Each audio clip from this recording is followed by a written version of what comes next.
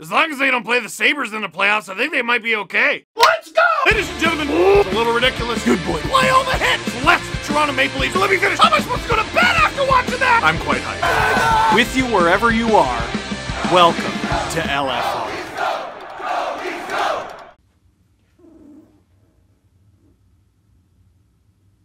Did the mic pick that up?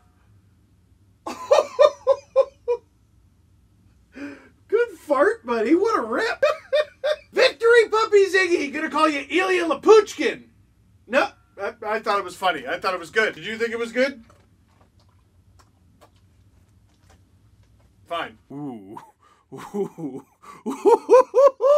Leafs win 7-3 over the Washington Capitals. And you know what? You talk about a tale of two games. You know, I talk about the Leafs like they're haunted, like they're demonic, like they're magic, because they are. But I also feel like we need to stop talking about them like they're difficult to understand. We knew they were going to lose to Buffalo. We knew. And we knew the next game they were probably going to mop Washington, because that's just kind of how they roll. But in my wildest dreams, I didn't expect that. That was dominance. That, in fairness, is why losing 3 straight to the Buffalo Sabres makes you mad. The Leafs only got 2 of a possible 8 points against the Sabres this season, and only 1 out of a possible 4 against Arizona. I know you can't win every game, but if you win those games, it puts you in the conversation to be ahead of Florida, which puts you in the conversation to win the division, which puts you in the conversation to win the conference, which puts you in a position to play Washington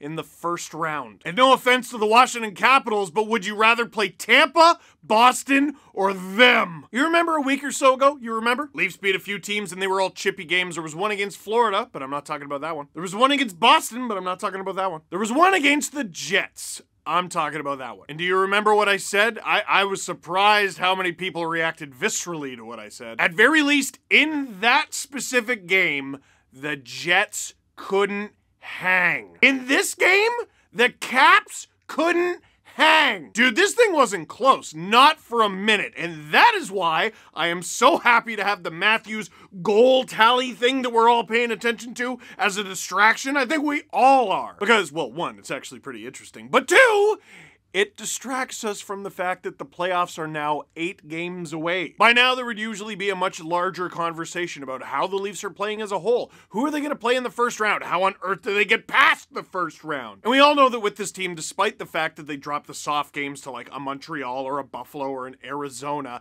they'll show up in these big games. They have pretty consistently lately. And right now, I can't help but feel like Charlie Brown. And I'm staring down the field. And I see Lucy holding that football. And even though she's pulled that football away from me perilously close so many times, I can't help but feel like this might be the time I actually kick it, because they look good. Whoa, they look good. Let's talk about it, and let's talk about the lineup heading into this one. First, second, third line all stay the same. Fourth line, Clifford, Blackwell, Simmons. Barring injury, assuming everybody stays healthy for the next few games heading into game 1 of the playoffs, Abruzzese ain't making this lineup. I like the kid. I think he's going to be very good, but expecting him to flourish this quickly and in a 4th line role, I don't think is fair. It's been pretty unclear. Like, any of the 4 guys sort of up for that 4th line job could be out of the lineup. Could be Clifford, could be Blackwell, could be Simmons, could be Spezza. To me, I think it might be down to Blackwell and Spezza. Because in this game, having Clifford and Simmons at the same time, wasn't it kind of nice? To me, it was kind of nice. And then if you've been listening to the Steve Dangle podcast, you'll know that tonight's D pairs, my favorite. It's the first time Sheldon Keefe has tried it, but I've wanted him to try it for as long as he's been able to. Because remember, Giordano hasn't been elite for very long, and Muzzin hasn't been back for very long. But I wanted Mo Bouche, it works. Muzzin Brody, I think it can work. And Gio Liljegren, well, we know that works. It's nothing in particular against Justin Hall, but that's a real good top 6. Lo and behold, whoo. But why is it important to have Lyubushkin in the lineup always? Why is it important to have a 4th line containing at least one of Simmons and Clifford, if not both? Why? Because of Tom Wilson. He is a factor every single time they play. Every single time they play. It's not just a hometown boy thing. It's every time I watch the Leafs play the Washington Capitals. I expect to watch the Alexander Ovechkin show. Every time the Caps get a power play, I almost get excited because I get to watch a wizard go to work.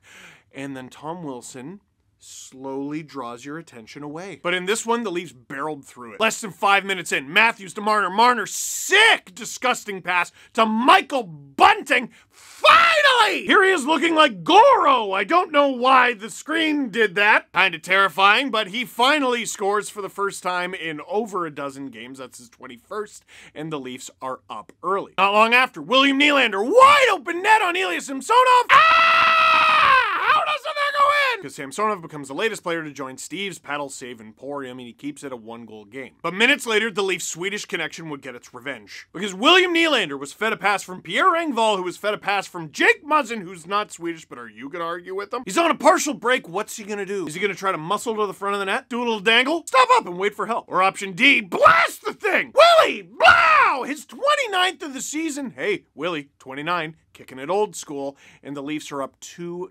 So, in a game that was supposed to be Austin versus Ovi, you get two other Leaf goal scorers. They're not Austin. The Caps are getting outshot into oblivion. And then who shows up? This guy.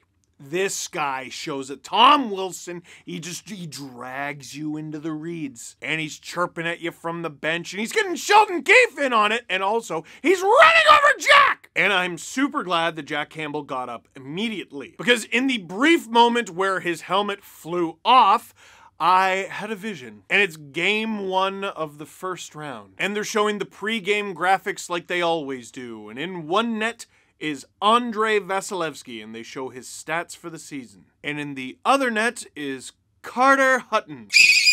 But then I realized it wasn't real. It wasn't real. It's not real. It wasn't.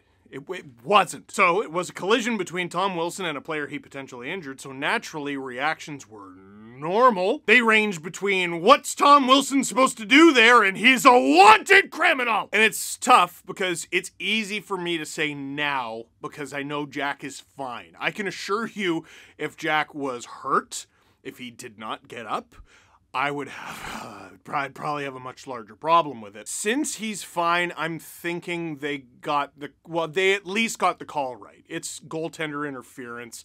It didn't need to be more. They say he was pushed into the net by Muzzin. He wasn't pushed into the net by Muzzin. Not really. Not in real time if you watch it. To me, he made a decision to cut to the inside of Muzzin, and Jack Campbell, yeah, he's playing the puck, but he's entitled to that ice. Like, he's allowed. Just because a goalie's playing the puck doesn't mean you're allowed to demolish them. But I gotta say, Tom Wilson, at the ref, that dude always looks confused. Because you have to respect a brand. Tom Wilson, Brad Marchand, when was the last time you saw them on camera go, you know what?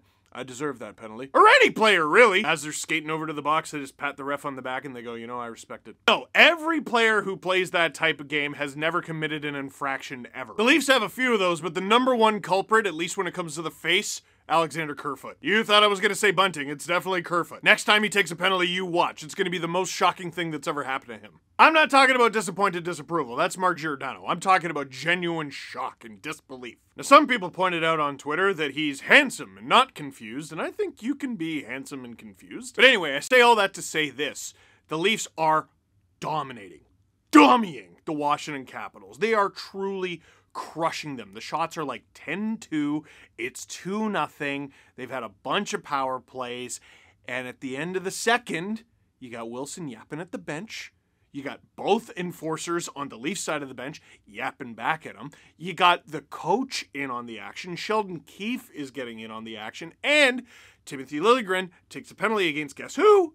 Tom Wilson. So the Capitals can crawl back into the game to start the second. Now, it didn't quite work out that way. The Leafs ended up killing that penalty, but who scores first in the second period? Halfway through the second, the Leafs clear the zone. TJ Brodie clears the zone. The Muzzin-Brodie pair out there. I told you they'd be good. And then John Carlson's like, I'm gonna take it back in. You watch, I'll be great. No, because the Muzzin-Brodie pair is in there and oh, that goal was Jake Muzzin playing defense in jeans, and John Carlson grabbed him by both butt pockets and tore it off like tissue paper. Listen, I've been getting a lot of questions about my For You page, and I'm just as confused and concerned as you. But just like that, after dominating for so long, there they are. There they are. There's the Caps. And there's the Leafs. The Leafs falling for it, getting dragged into the shenanigans, getting dragged into the muck, dragged into the after whistle stuff. Alexander Ovechkin's probably about to tie the thing because he always does at Scotiabank. And then the silliest gosh darn thing happened. 13 seconds later, there was a Leafs goal with 2 assists on it, which means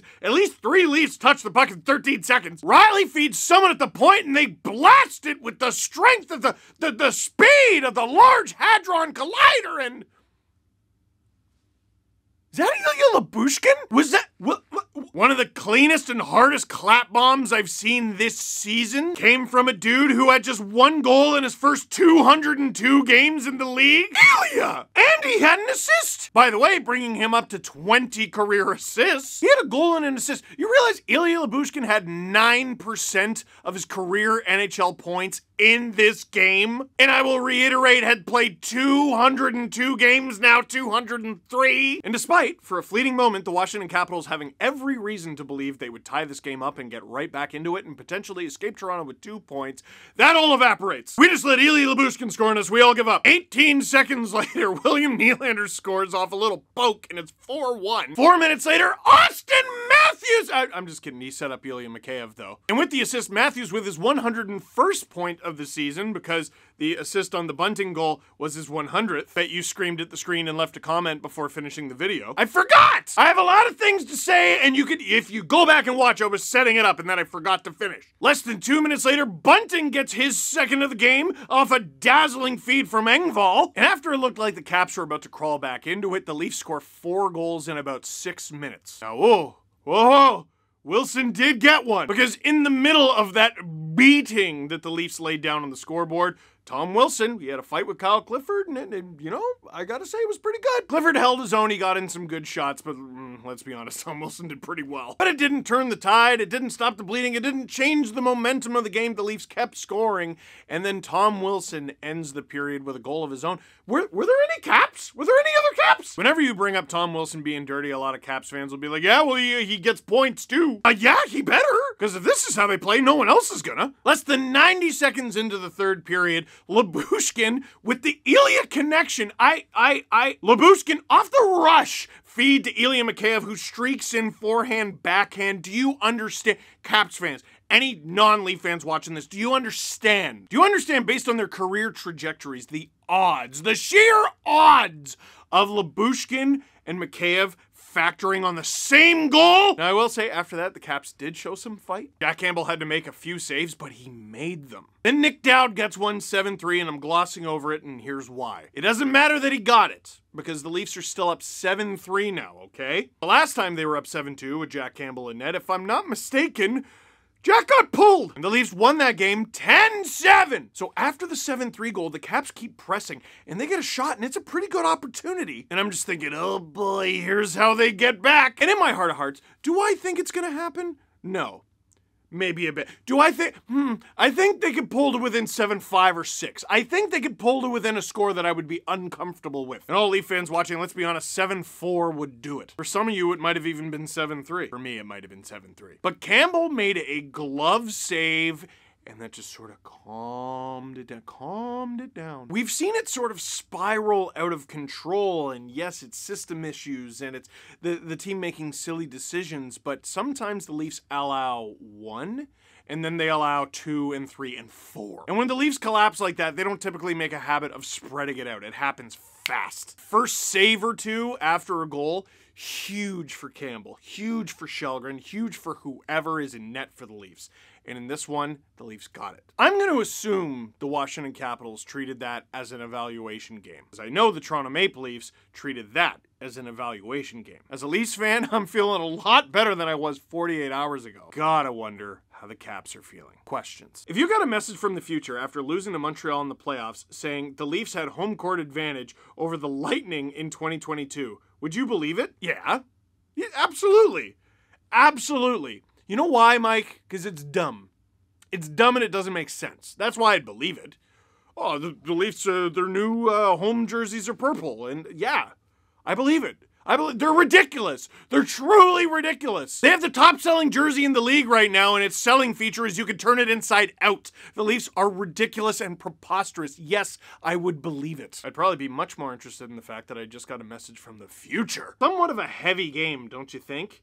Very important that Keefe dressed the fly swatters to keep the flies off, but more important that the fly swatters played their role. Don't you think? I think you and I agree for the wrong reasons. I think Clifford and Simmons are good as the fly swatters because Simmons is a big fly. Like, that's a horse fly, and if it bites you, it's gonna hurt. But to me, that's not about being heavy. Like, he's a factor for sure. He's annoying. He's a distraction. He's a fly, right? When I think heavy, though, again, I hearken back to the Calgary Flames game.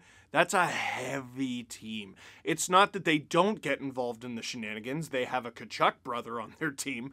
They get involved with the shenanigans, but it's every shift, every time you have the puck. The Capitals super did not do that. I wouldn't say the Caps played a heavy style in this game at all. I think they could. I mean, Ovechkin flattened Blackwell, and they got Hathaway and Wilson, and you know, guys like Eller can grind you and stuff like that. But having a big factor guy, a pest like Tom Wilson, that's not necessarily the team playing heavy. Steve, looking forward to the first round. What do you think is the Leafs' biggest weakness, and what can be done at this point to fix it? Well, I still think their net front is a big weakness for them, but really like the front of their net in this game. Lyubushkin, big part of addressing that. I really like the addition of Mark Giordano. I think he's playing well, and he's bringing out the best in Liljegren. He's bringing out the best in whoever he plays with. So to me, I still think they need to clean up the front of the net. It was a huge reason why they blew that lead against Florida. And also just those brain farts, the demons. I don't think the Leafs can slay the demons, those little mental things that crop into your mind when you have a 3-1 lead over the Montreal Canadiens, that the second the puck drops in Game 5, you start to play your worst hockey of the series. At this point, what can the Leafs do to fix that?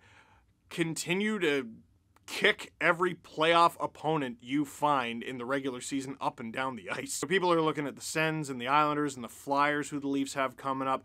They got another back-to-back against Tampa and Florida before the season's done. Dude, their last game of the season is against Boston. It's entirely possible the Leafs play Boston in the first round, so they could play them in the last game of the season. I'm sure that game is going to be an absolute carnival, and that series could go 7. They could play 8 straight against the Bruins. So to actually answer your question, I'd like them to clean up the front of their net, but if you look at the standings, there's not much the Leafs can do to get better. So who do you want to play in the first round, Tampa or Boston?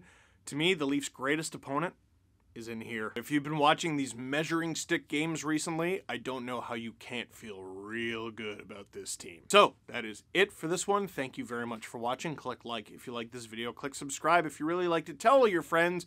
We had a brand new Steve Dangle podcast today, which is unusual for a Thursday, but we didn't want to work tomorrow, so we're not. But don't worry about it. There's already a podcast up. And new Chris Johnston show, and Jesse's doing his new show that I don't know the name of it yet.